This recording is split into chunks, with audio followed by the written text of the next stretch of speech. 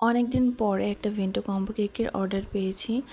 আর এই কেকটা কিন্তু এখন ট্রেন্ডে আছে। এই যে রোজ দিয়ে যে কেকটা বানানো হয়, যে মাঝখানে একটা রোজ থাকে আর সাইড দিয়ে রিবন দিয়ে ডিজাইনটা করা থাকে।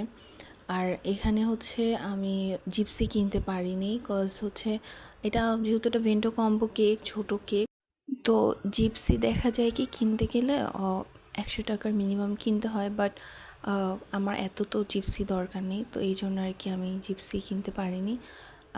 নর্মাল যেগুলো ছিল দোকানে ওগুলো আমি গোলাপ ফুলের সাথে আনি। আর যদি ওই সাদা জিপসিগুলো দিতাম তাহলে মনে হয় আমার আরও কেকটা দেখতে আরও বেশি সুন্দর লাগতো।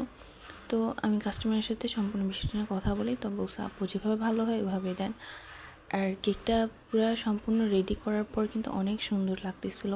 এখানে আমি রেড কালার রিবনের জায়গায় মেরুন কালারটা দিয়েছিলাম। তো আমার মনে হলো যেন রেড কালারটা না দিয়ে যদি মেরুনটা দিয়ে আরও বেশি ভালো লাগবে। সো এখানে হচ্ছে আমার ডেকোরেশন পুরোপুরি কমপ্লিট।